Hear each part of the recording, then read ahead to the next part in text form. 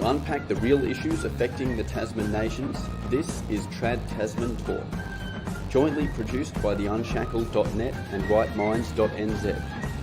Now here's Tim Wilms in Australia and Dieuwe in New Zealand.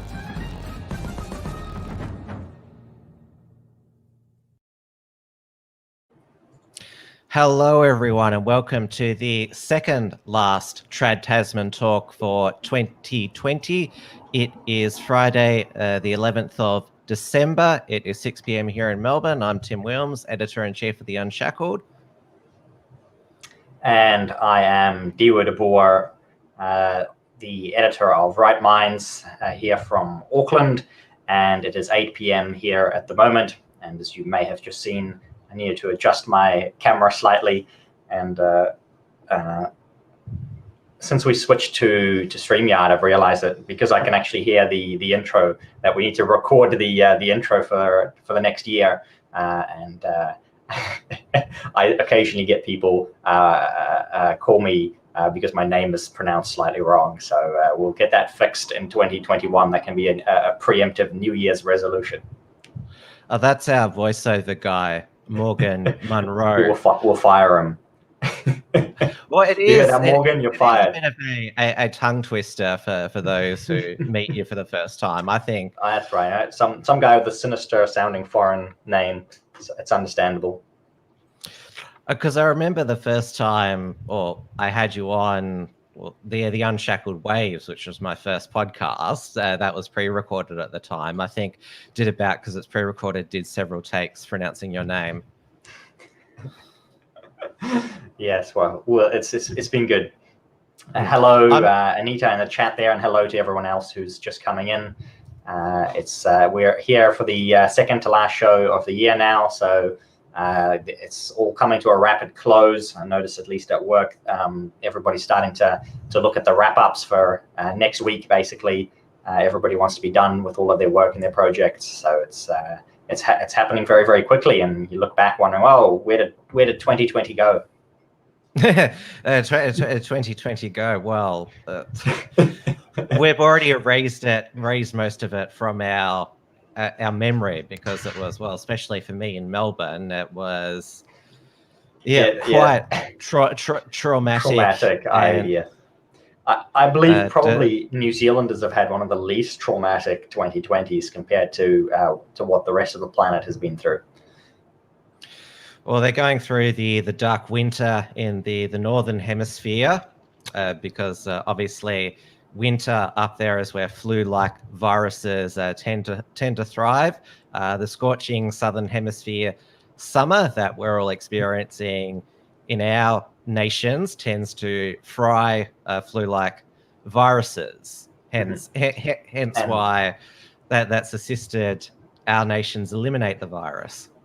And having your population go outside and get more vitamin D seems to be incredibly helpful as well, and keeping people healthy. So it's certainly we're certainly in a better position, and enjoying our isolationist strategies down here to a large degree. Obviously, unfortunate if you were planning on taking a nice Caribbean cruise this year, or even coming up next winter. No luck for you.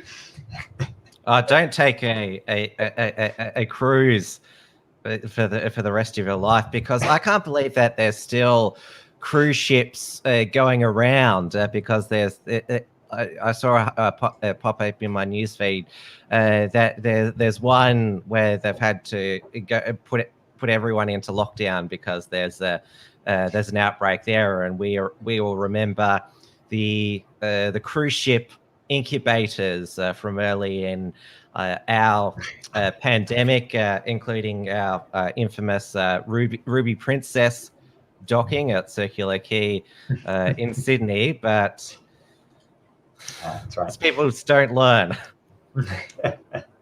Absolutely. The big news in New Zealand this week has been the 800-page Christchurch report released by the Royal Commission.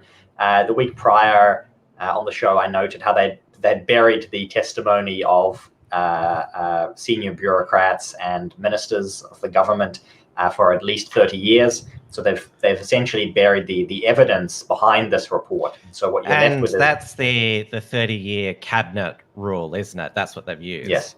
Yeah, that's what they have used, yes. And what we're left with is 800 pages of whitewashed material that tends to be quite speculative. I've only managed to read several pages of the 800 myself, but I've had a few discussions with some friends who have been reading through it methodically and systematically. And there's a fair bit of interesting stuff in there, but as I said, most of it is, of course, from an incredibly left-wing perspective and highly speculative.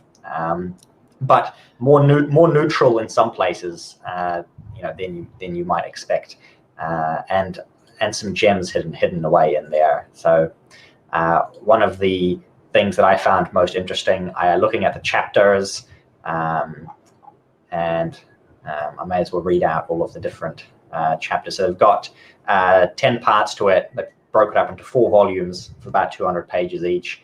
They start off by outlining the purpose and processes, the context, testimonies from the communities, information about the terrorist Brenton Tarrant himself, but they won't publish any.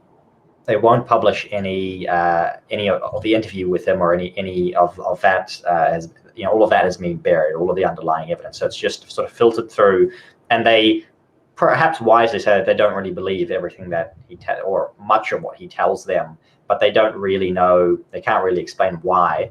They can't really explain why what he's telling them is not right. They just have to speculate, and it's interesting that they don't really have much more to go on other than what he's told them. They go a little bit into the firearms licensing, what public sector agencies knew, how difficult it is to detect a potential terrorist, assessing the efforts of counterterrorism. And then we get to part 9 near the end, right at the end, called Social Cohesion and Embracing Diversity. And that's where I started reading, because I thought, well, that's going to be the most interesting chapter. And indeed, you very early on in that start with the second part of that called Social Cohesion. And that's what Tim has put up on your screen at the moment. And I will just read the first 2 paragraphs of that. And these are their lessons, their conclusions. There have been many definitions of social cohesion, most of which are associated with well-being. And well-being is something that Jacinda Ardern loves to talk about, one of her buzzwords, well-being. We use the definition developed by Professor Paul Spoonley and others, and this professor is from Massey University, known for being one of New Zealand's most woke left-wing universities, who go on about hate speech all the time, and they've suppressed various different speakers in New Zealand, and any controversial speech is essentially suppressed by the university that this professor comes from, and that certainly is his attitude and his approach as well.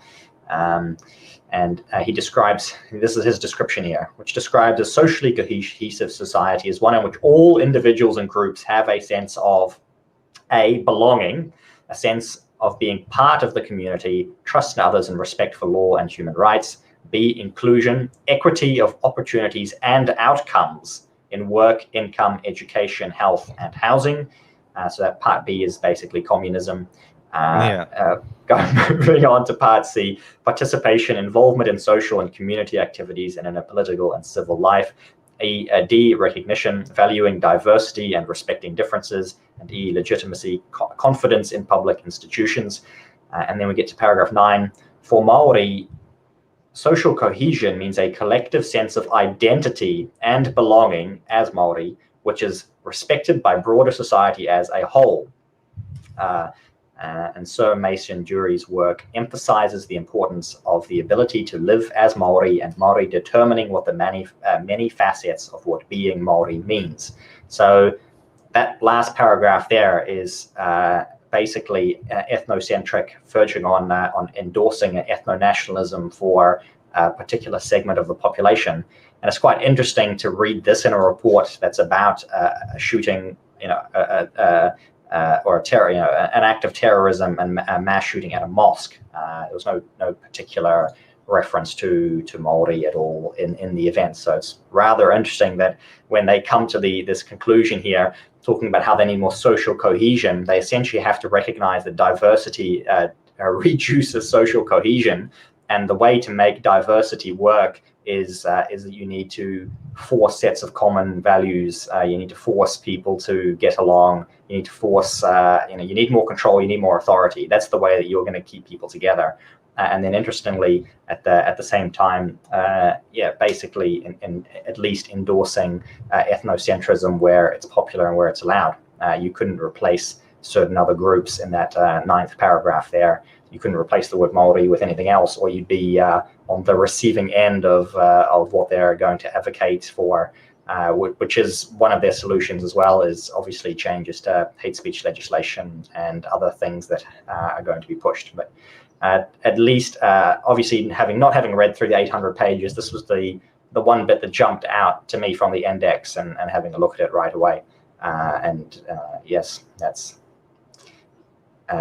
Think of that what you will. You've described the report as a whitewash. That sounds to me like the hogwash section there. I mean, it's 800 pages long, and there's a bit more of that in the report rather than getting. A lot of it is very, very repetitive. So I've been told by a friend of mine who's read hundreds of pages of it, basically padding it out. But there are some very bizarre things buried in there, as I've just highlighted.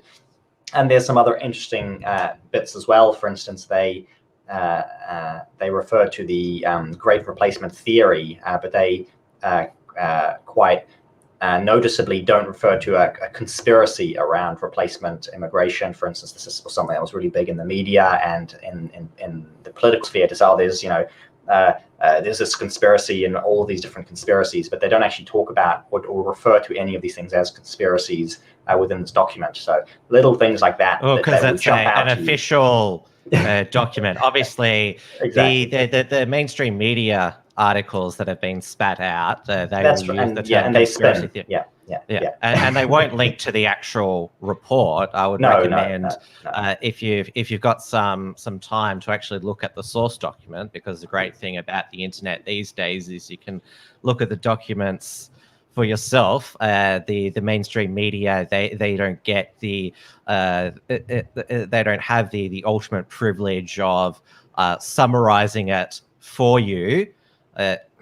Because mainstream media doesn't provide links to the actual report. Just read our interpretation of it. Now, obviously, because Brenton Tarrant was an Australian, the impact of the Royal Commission report here has been a renewed focus in the mainstream media on Australia's far right, because the report goes into the fact that Brenton Tarrant was in the early Lad Society Facebook groups, season 1 and season 2, before he left. Lad Society is the white nationalist men's club run by Thomas Sewell. And just to interrupt you here slightly, in that one of the other things mentioned in the report that jumped out to me here, just as you mentioned that, is that he was not connected. They very explicitly say he was not connected to any groups in New Zealand.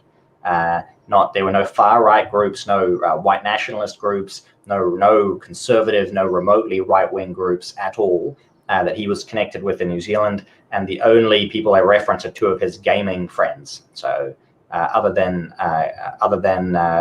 two Kiwi gamers being implicated in at least having known him, there's absolutely no connection to New Zealand or any New Zealanders that's highlighted in this report. So for all of the hunting, all of the white supremacist hunting that they have been doing in New Zealand, there has been absolutely no connection at all to any of this. And they're trying to find more, obviously, but any of the connections that existed in Australia.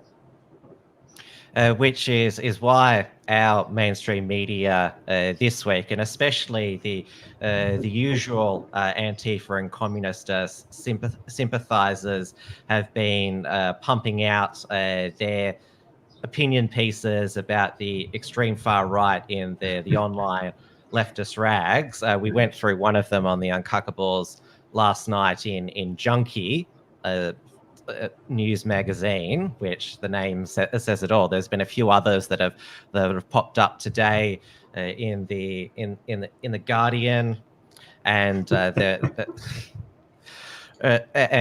Conversation as well. So basically, all these far right watchers, experts, now it's their moment to get back into the limelight and say, this is what us researchers, watchers have been up to, and this is what we need to be concerned about.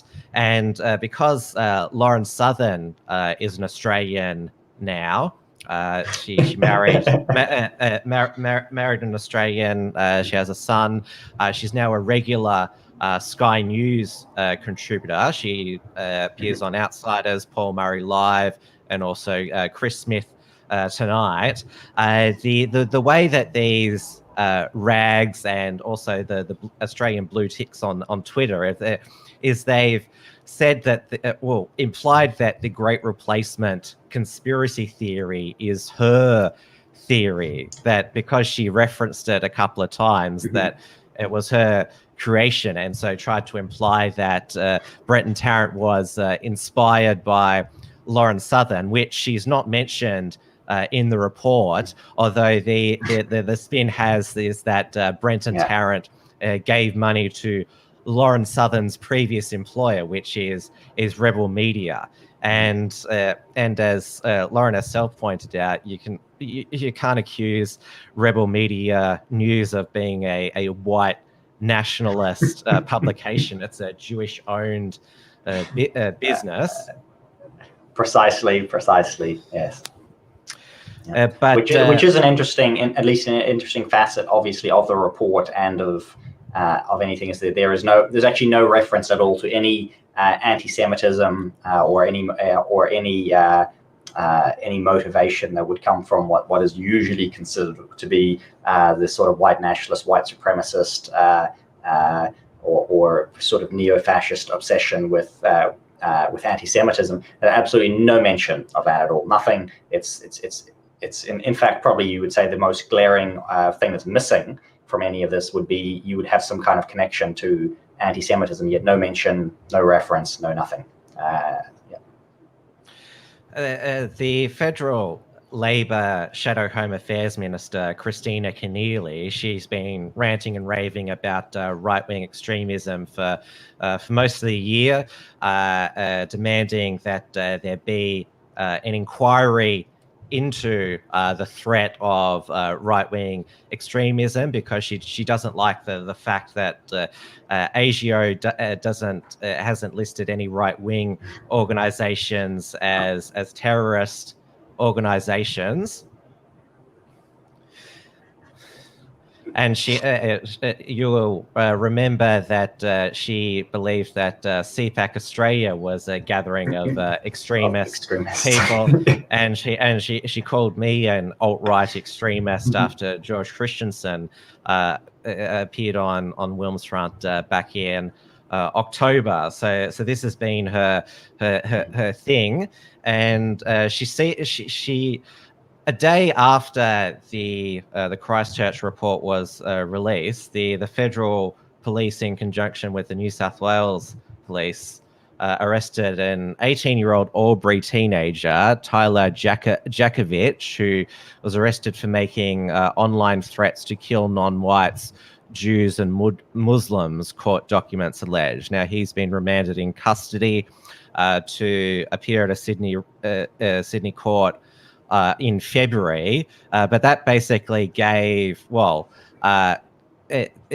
it led to Home Affairs Minister Peter Dutton finally giving in to her demand for an inquiry. So Peter Dutton has written to the Joint Parliamentary Committee on Security and Intelligence, which has 6 coalition members and 5 Labor members, which Keneally is a member. It's chaired by Liberal MP Andrew Hastie. The deputy is Labor backbencher Anthony Byrne. It's going to be, Peter Dutton has written the terms of reference that it's going to look at all extremism, including but not limited to Islamic extremism and right-wing extremism. So he hasn't capitulated to her demand completely. So it started taking submissions, and it's going to report on April 2021. I've just thought of an excerpt that I was sent of the report, actually, where somebody on the Christchurch mosque shooting report, where there's a complaint in the report saying the media overly focused on Muslim terrorism, stating that Muslims only committed, I believe, somewhere between 10 and 20% of terrorism in the West.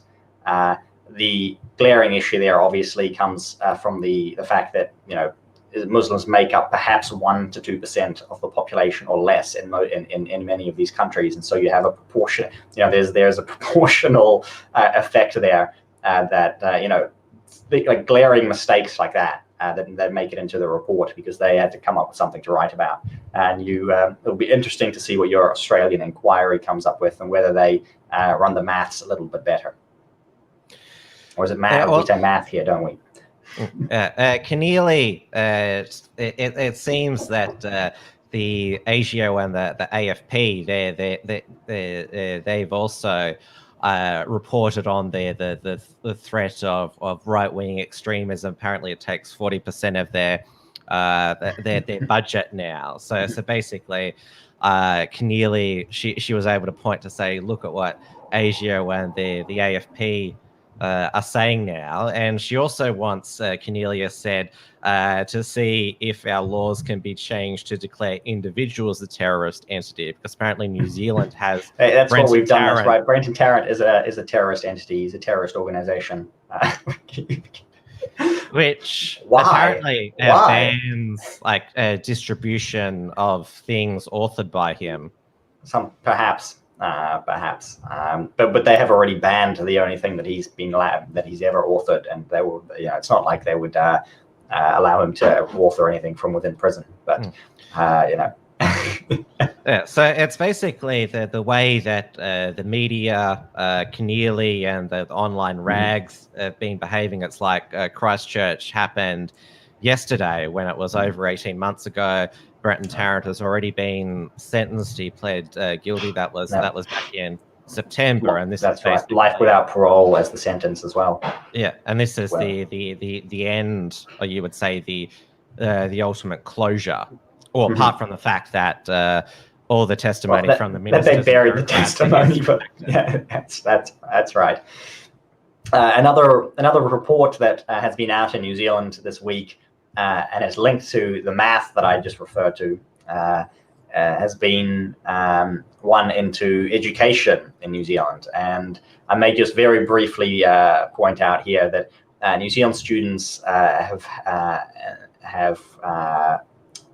recorded the worst results in maths and science. This is the headline from Stuff here, or originally published in Radio New Zealand. So apologize for any grammatical errors. New Zealand's 13-year-olds have recorded their worst ever results in a major international maths and science test. The Year 9 students' scores in the Trends in International Mathematics and Science study fell by the largest margin since the study began in 1994. And this is something that has been discussed a lot and should be discussed more. But obviously, the public education itself is set up to be an absolute failure. And it's interesting how many parents have noticed that this year. The inquiries for homeschooling have gone up. Private schools, I know several that are seeing huge increase in interest for more students. I know several people who have personally already pulled their children out of government schools just after witnessing how absolutely terrible the schoolwork was that they had to help with at home during the lockdowns.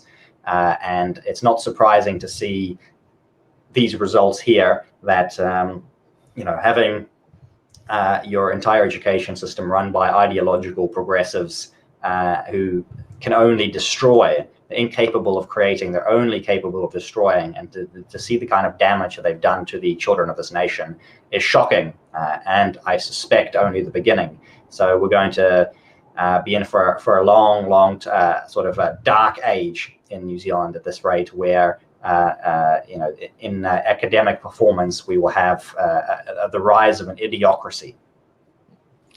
Well, don't feel too bad, because Australian students of today are doing just as badly in these international standardized tests when it comes to maths and science. So it's a trans-Tasman thing.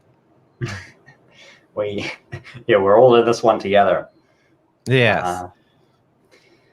And I've got one more update here on an old story that we covered last year, I believe, on the Speaker of the House in New Zealand, Trevor Mallard, who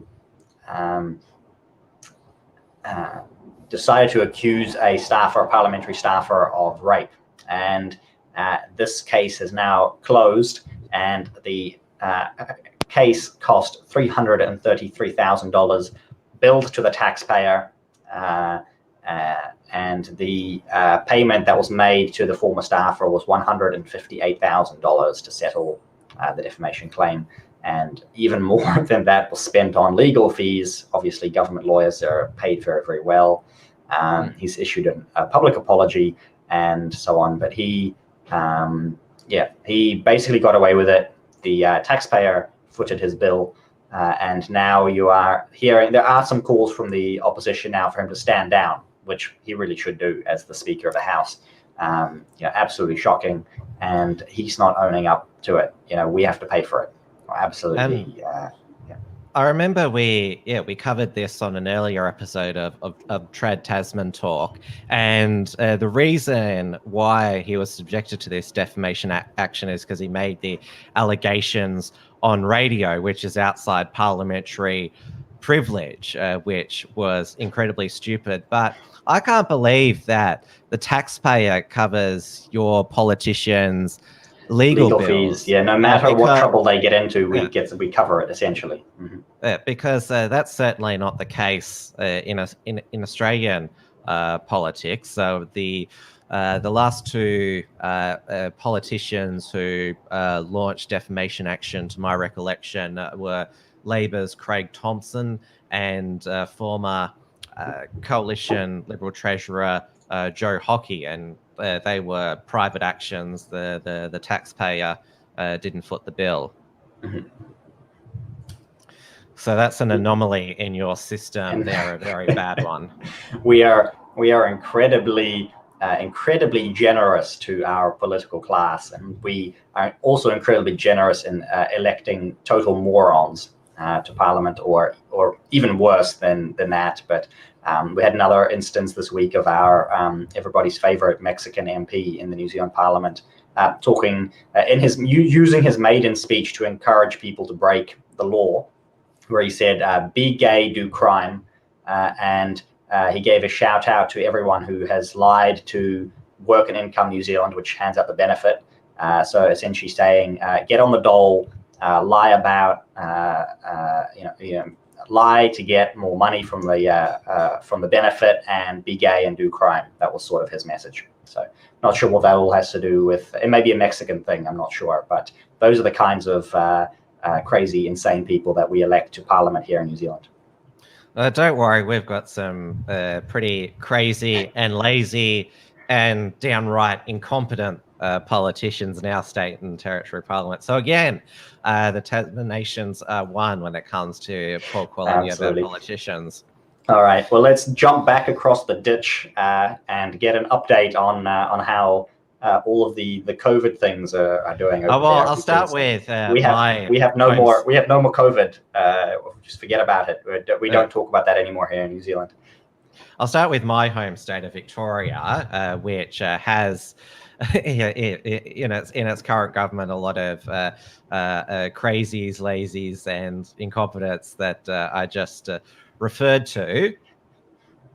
So this week, Victoria resumed its hotel quarantine program because you'll recall the first incarnation, which used private security guards. That's where the coronavirus escaped, causing our catastrophic second wave, which led to 801 Victorians dying with COVID and the state being in lockdown for 4 months when we were a police state. We still are quite the police state.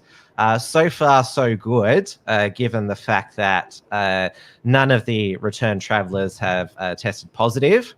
Though this time it is Victoria Police in charge of the hotels, assisted by the Australian Defence Force doing logistics. There's now a dedicated agency, COVID have you got Victoria. The military doing guards at all? In New Zealand, the quarantine hotels are guarded by army personnel. That's originally what the Victorian government wanted them to do, but that was rejected by the ADF, saying that was a unnecessary part there. We didn't ask the army here in New Zealand. They were just told, all right, send in the army.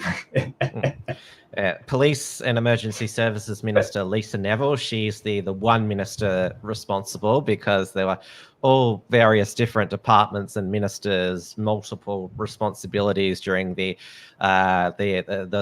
first hotel quarantine program. Again, we still don't know who signed the private security. Or no, sorry, we do know who signed them, but who agreed to it, to hire unified security for the $30 million contract. The hotel quarantine inquiry gives down its final report on December 21. No witnesses have been recalled, so we don't think that there's going to be much new in that. But as I said, 0 cases from returned travellers so far obviously helps contain the coronavirus, given that, well, we're still in a state of elimination here. We had another relaxation of restrictions announced on Sunday by Dan. We are now in what's termed COVID-safe summer. So masks are only mandatory now in shopping centres, supermarkets, and large retail settings, public transport, and ride share, commercial passenger vehicles such as taxi and Uber. We're still the only state to mandate the use of masks at all, but at least now you don't have to, when you go to a cafe or restaurant, walk in with a mask on, only to take it off when you're seated at the table. And same with cinemas. You don't have to, from my reading of it, you don't have to wear a mask into a cinema or an entertainment outlet, or for that matter, an adult entertainment outlet, because they reopened when masks were still mandated indoors, which you can sort of think of still how ridiculous our mask rules were at that stage there, given that you had to wear masks in adult services premises. I believe that was, we initially joked about that with was it Dr. Fauci's recommendations in the United States many months ago now, where they had similar quite bizarre recommendations, and Canada too, from memory. Yeah, Canada was the worst. They went into very specific odd details for certain situations. Okay. I see Jay Fish is pointing out in the chat here that you do sound like quite the expert on this subject.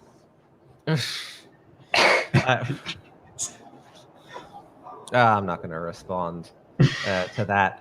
But Dan is now back to his cultural Marxist legislative agenda. So he is LGBT conversion therapy ban bill, which is called the Change in Suppression Prohibitions Bill 2020. passed the Victorian Lower House last night with the Liberal Party, Liberal opposition basically cucking out. They abstained. So wow. they didn't vote for or against it. So they basically pissed off both sides. That's right. Everybody will issue. be angry. Yes, Absolutely. the LGBT activists are mad at them, and so a lot of their supporters who, because as I said last week, this not only bans health practitioners but prayer practices, and also extends into the private home where parents, well, they could potentially be charged if they counsel their LGBT child, and the penalties for attempting to change or suppress someone's sexuality or identity is 10 years in prison or a $10,000 fine. And of course, it's only one way, right? You're allowed to convert people to LGBT, specifically the T side, but you may not convert them back. Yes, exactly. So once someone is gay it's trans, it's essentially a religious law entrenching an LGBT religion that you can convert, that you may convert people to, but you may not convert back. In many ways, probably seems very similar to Singapore's religion law, where they essentially have a law against proselytization, where different religions may not attempt to openly convert members of other religions, but people may come if they wish to. It's even more restrictive than that, and specifically goes one way. So it's probably in that sense the weirdest, one of the most oppressive suppression of religion laws just about anywhere, and especially the Western world. And I remember you saying that Jacinta, she has decided not to legislate against this practice because it will upset Muslims. We hope so. It has not really featured much since, but it's likely that a Labour MP will put forward a private member's bill on this issue, and we have seen a draft of one in the past, but it only refers to in a professional setting. It does not affect people, for instance, parents or people in their own homes or churches and so on. And I was going to say, go back to that comment from Anita that you brought up there about churches having been open the whole time. Which state is that?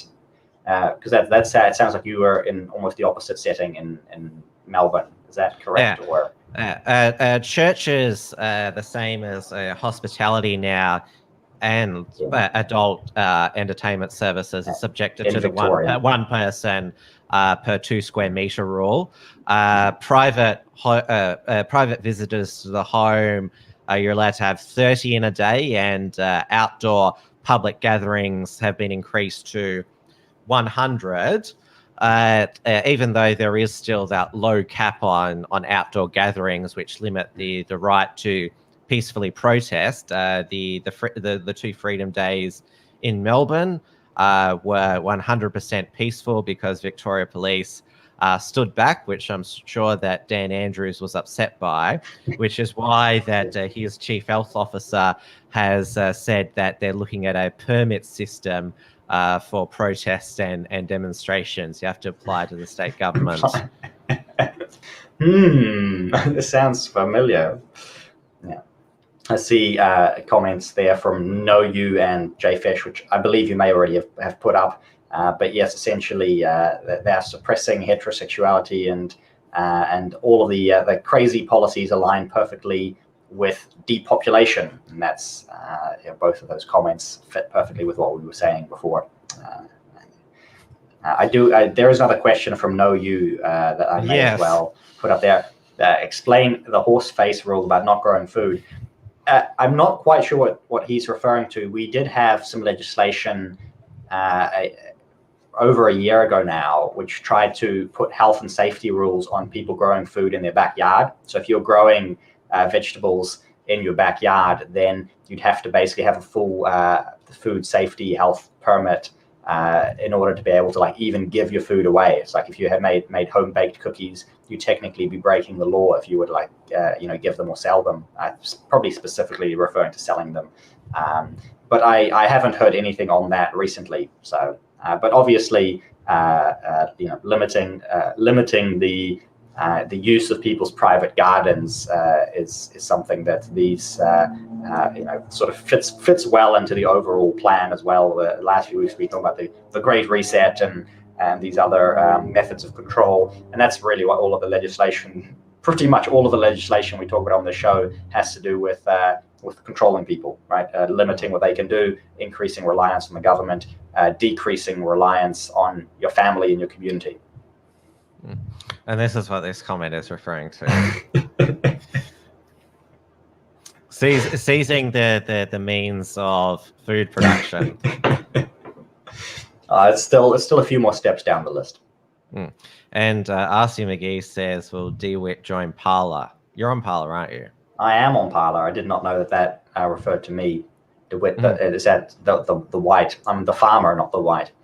And yes, I am on Parler at Dieuwe de Boer, I believe, or just at Dieuwe, probably. I don't know if you're doing at.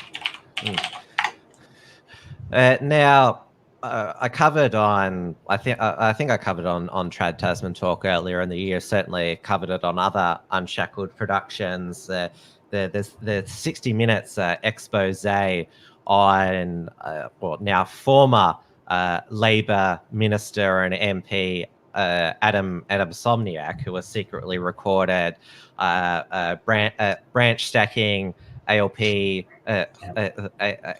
branches for pre-selection and bragging about his power and said some misogynistic and homophobic things on those calls as well. It led to a review of branch stacking in the Victorian ALP. The report's now being handed down by former Labor Premier Steve Bracks and former Federal Labor Victorian Minister Jenny Macklin. Somniak had been very quiet since then. He's still in the upper house as an independent MP.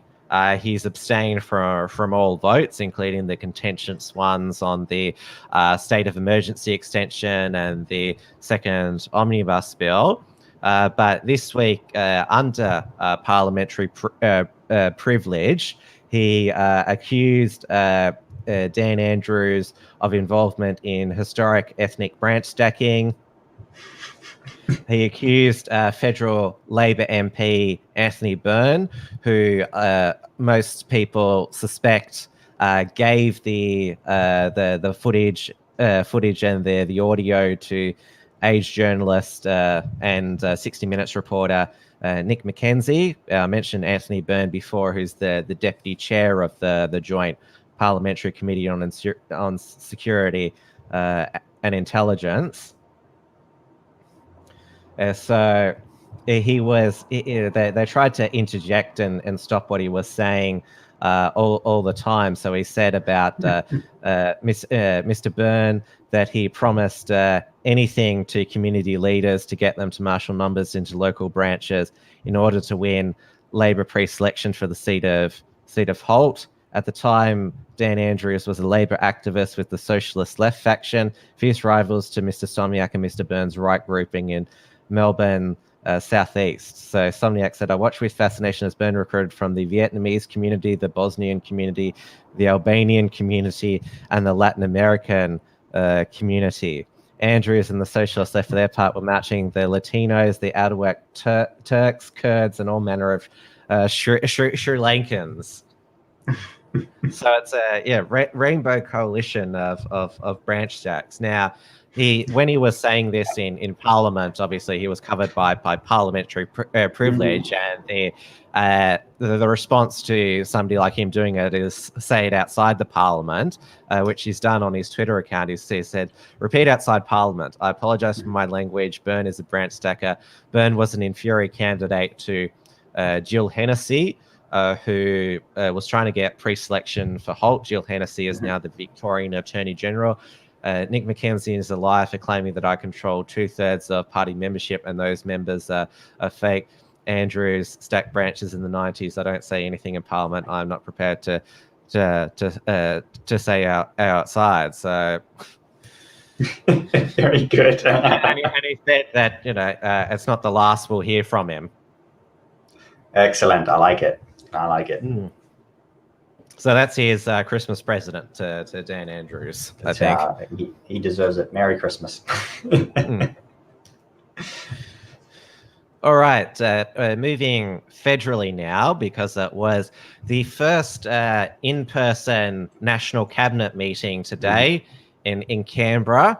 This is all the state and territory ministers with Prime Minister Scott Morrison at the Lodge, though there's one absentee, that's Western Australian Premier Mark McGowan, because he couldn't. Due to his own coronavirus restrictions, with his hard border with South Australia, he couldn't be in the same room with South Australian Premier Stephen Marshall, because if he was to consort with or fraternise with Stephen Marshall, he'd have to go into 14 days quarantine, where when he arrived back in Western Australia, because the Western Australian travel restrictions is that, and this applied to Victorian and New South Wales people until Tuesday this week, that if you come into close contact on your travels to somebody from a jurisdiction which WA has a hard border with, you have to quarantine for 14 days upon your arrival because they're diseased. Yeah, I'm still sticking with my secession. West Australia seceded, and yes, certainly, Melissa. How pathetic! Absolutely. We just enjoy the clown show. That's what you need to do. Well, they've often postured about it for years. They did vote on it back in the 1930s. They voted to secede, but it was ignored at the time by the federal government. So I guess nearly 100 years later, they could basically activate the results of that referendum. It's they clearly they want to do it. But they just won't pull the trigger. It's all basically. But they have enjoyed some sort of soft secessionism this year. But Scott Morrison said, they'll still get all the GST and other things from the federal government, even though Mark McGowan is not here today. We wish he could be. I think as long as they get their money, they'll be happy with the best of both worlds then. Mm. And also, the international travel ban for Australian citizens and permanent residents has been extended from December 17th until 17th of March 2021 under the Federal Biosecurity Act. International world remains a challenging and dangerous environment, our federal health minister said. And I believe that Australia remains the only country alongside North Korea which bans its citizens from traveling overseas. And Cuba. And Cuba. Well, there you go. Good company. And obviously, we as well have our a little update on our trans-Tasman bubble. And I hear now that Queensland is joining us, or at least, sorry, the one-way. Joining for the one-way, yes. So if there are any New Zealanders here who would like to have some more options for states to escape to, Queensland is now on the table. Though, as this headline said, no trans-Tasman, two-way bubble before February. So why has Jacinta decided this? We've eliminated the virus just like New Zealand. But she just doesn't like you. Yes, which then it's not based on universally it's not based applicable on any health standards. advice. No, it's not based on health advice. It's not based on science. It's not based on anything other than pure authoritarianism and bureaucracy and power and control, as we've been talking about all evening and for the past several weeks now. So we had quite the bombshell news this morning. The Morrison government, as part of their, as they called it, diversified investment in COVID vaccines, they had secured 51 million doses of a potential local vaccine being trialed by the University of Queensland, though that trial has been abandoned today after it was revealed that several of the participants produced false HIV positives because as part of the ingredients to the vaccine, it included HIV protein, which obviously, So what you're saying is that the COVID vaccine is literally AIDS. Well, that one, that one is, and in a sign that the, or you would say, vaccine informed choice lobby, I'm not going to call them anti-vaxxers, has had quite the impact in 2020. They've basically imagine not being an anti-vaxxer in 2020. Because they realize that nobody's going to take a vaccine which has HIV, well, which will make you test positive, particle of HIV, which the news today is going to make other people wonder what are the secret ingredients in all these other vaccines that they're developing. So in response today, the Morrison government, they upped the amount of doses they're getting from the University of Oxford AstraZeneca potential vaccine, 33.8 million. They've upped that to 53.8 million. Both, well, they've already started manufacturing the Oxford vaccine. I'm not sure if they'd started manufacturing the University of Queensland vaccine. They are both going to be produced by Australian pharmaceutical companies, CSL. As far as I know, CSL, they've already started manufacturing the Oxford vaccine. That's where the Sunday freedom protest was held at a park in Broadmeadows near the CSL factory. Even though obviously Oxford University is a British university, that's not the first vaccine UK regulatory body has approved. As the American pharmaceuticals, the Pfizer vaccine. We shall see, because I'm still almost sticking to my no vaccine predictions from before. At least they seem to keep pushing them back, and what they seem to have that they are rolling out in many ways are going to have side effects that for many people are going to be worse than the disease itself. So they're going to really struggle to get any kind of onboarding, and they need to be able to convince the politicians to take them live on TV first. So we shall see where this goes, but most of this has been pushed back to at least March in at least Australia and New Zealand. And if you cast your mind back 3 or 4 months, they were saying the same things, like, oh, we may have something by December. Well, we're now here in December, and they've pushed it forward by the same amount of time that we were talking previously. So we'll stick with there's nothing there until you can see your politician get it live on TV. The UK on Tuesday started administering the first jabs of the Pfizer biotech vaccine. The first, obviously, was that 90-year-old grandmother, Margaret Keenan.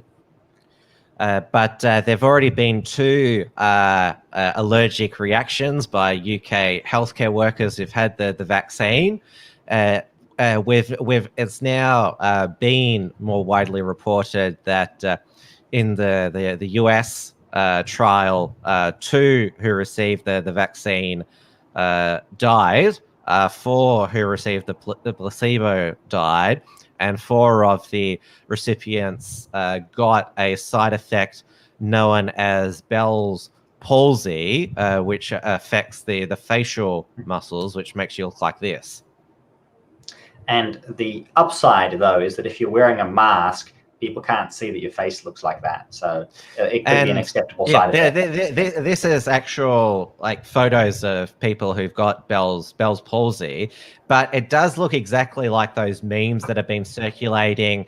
People who are pulling funny faces saying, "See, I've taken the vaccine and I feel fine." Like that's literally like. Don't let your memes be dreams, people. You can make them be real. Yeah. It is a meme world. I know there's like, you laugh at those faces, but it's not a laughing matter. I mean, obviously not if you have it. No, certainly not.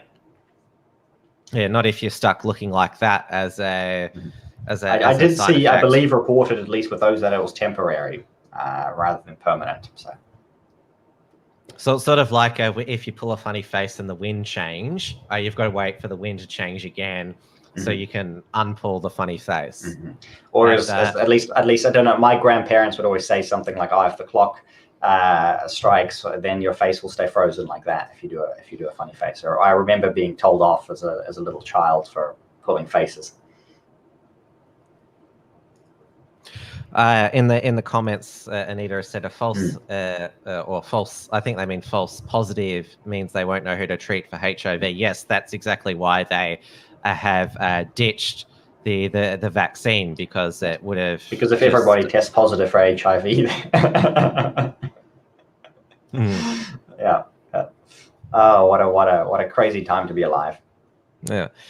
Well, it's wrapping up towards the end of the show. So if you've got any questions or super chats, please join us on Entropy. Now, we're of course all looking forward to the end of 2020, hoping that a lot of people are just hoping that to put it down the memory hole, and that 2021 will automatically be better. We know that summer for us in the southern hemisphere will be as normal as we could have hoped for, but we don't know what autumn or winter of 2021 will bring. But to basically sum up the mainstream media in 2020, Time magazine announced their Person of the Year for 2020. You remember last year, Greta Thunberg was the Time Person of the Year. And of course, given that coronavirus took over climate change as the #1 globalist issue this year, Greta Inc. was destroyed, and so she went back to school in Sweden, where the schools are open. Because lucky her. Well, everyone else gets to miss out on, everybody was laughing at her for missing a year of school. Ha ha. Well, look who's laughing now. She can actually go back to school. How's that? Yeah. Well, the drum roll, the Time persons for 2020 are Joe Biden and Kamala Harris. Wonderful. I believe this is the zeitgeist of the year. This is perfect. Who else? But Joe Biden, the non-entity of the year, for a year that was largely a non-entity. The most lackluster presidential candidate of all time, who miraculously got the most votes ever both of them did for a presidential ticket. 81 million votes. Trump got the second highest presidential votes with 74 million, but still lost. And the most positive coverage of any presidential candidates ever. They had the most scandals buried of any presidential candidates ever. I see here from JFesh, perfect comment actually, the NPC of the year. That is exactly what it is, the perfect NPC, Joe Biden. Exactly what they want you to be. So it's excellent. It's sniffing time. Yes, there's a comment you made to me before. Was it? If you'll repeat it now. Oh yes, Times Persons of the Year, sniff and blow. And any other good news of to close out the show. We have I believe we have a super chat as well. I'll let you pick out which one you want to go with first. So it's from Senator Slayer for $5 He says, Boer, I can't wait until Christina Keneally exposes your secret agenda in brainwashing the youth to commit extremism. You must be silenced. I'm safe here across the ditch where she can't reach me. That's fine. We're safe from her for the moment because she's shadow Home Affairs Minister, and Federal Labor has finished the year extremely poorly in the polls. Fingers crossed we're safe from her ever being in charge of ASIO, the AFP, border force and immigration policy. Excellent. And another Time magazine, another piece of journalism they put out, or their magazine before this, is they declared 2020 the worst year ever. It's been pretty bad. It's probably the worst year of our lifetimes, but worst year in history? No, I know. Damn, what a again, the media self-serving agenda, and it is absolutely bizarre to say this was the worst year ever. Certainly the worst year of the government ever. I'm seeing a few people arriving very, very late. Yes, Origin saying he went for a nice walk this evening. Very good. And I was out for a walk the other day. It's actually getting very nice warm evenings again. It's really good to go out and get the blood flowing. And we had a few other people come late as well. I know you mentioned, if I'm scrolling back up through the comments, a usual regular Clarky, that's right, she was here. So hello as well. Hello to you and welcome. Even though we're just wrapping up the show now, we're up until on the very last item. We do have one more show coming up next week. That will be the last show of the year. So do join us there. We'll do a bit of a review, perhaps the highlights and the lowlights, and we'll see if Time's declaration that 2020 is the worst year ever holds true, because I do believe there are actually quite a few upsides, quite a few positives from 2020, and I would like people to bring their positives in the comment section next week, and we'll talk about those because at least a lot of the methods were revealed, a lot of people's eyes were opened, and there's a lot of things you'd say, oh, these were a good year for conspiracies, a good year for conspiracy theorists. That might be the upside. And I've made a few changes in my life this year, and I hope many other people have as well. That make your lives better. So talk about that next week on the show. Yes, exactly. By 2030, with the great reset, Agenda 2030 as well. Yes, Klaus says that we'll own.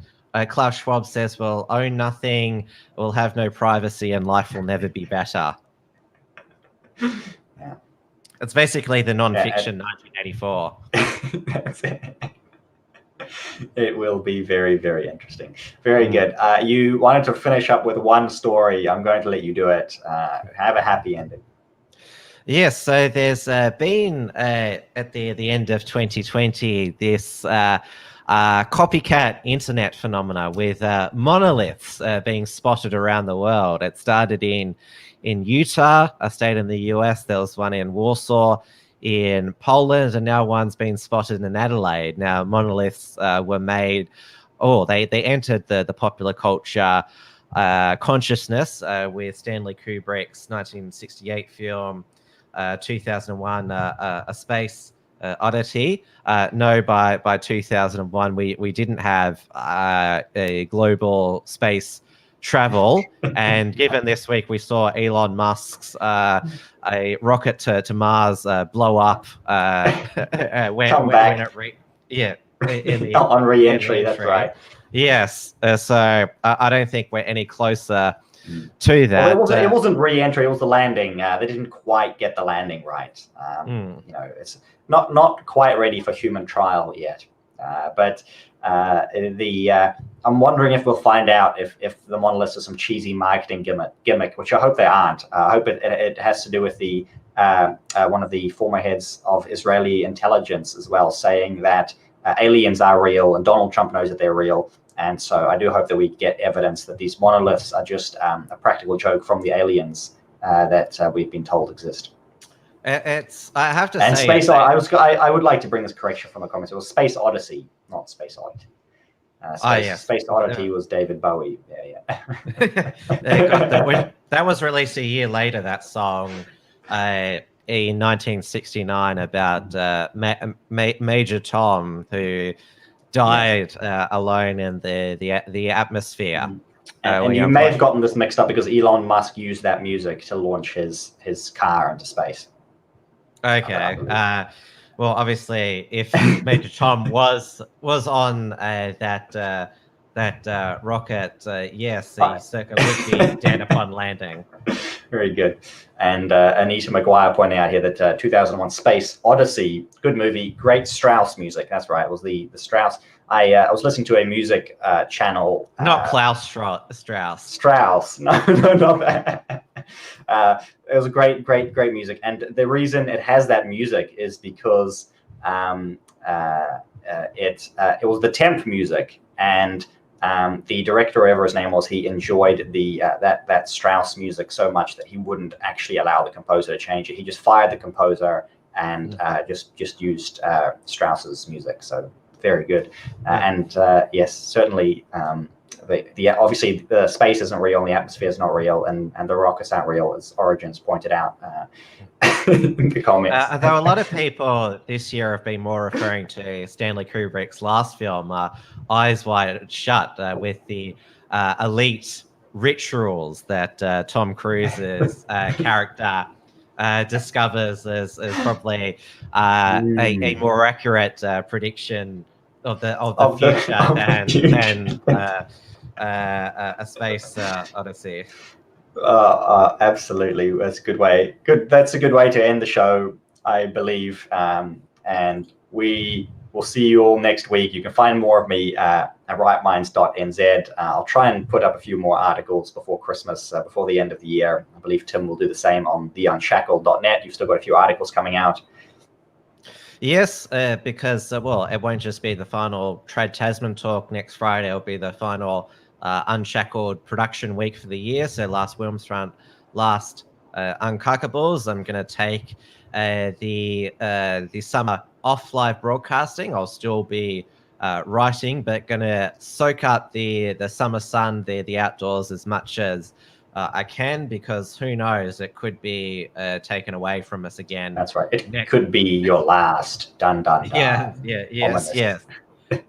Very good. All right. Good night, everybody. We'll see you next week. Happy Hanukkah. Have yourself a Merry Jewish Christmas, and come back next week for the final show. Yeah. Thank you, everyone, for watching. We'll see you next week for the final show of 2020.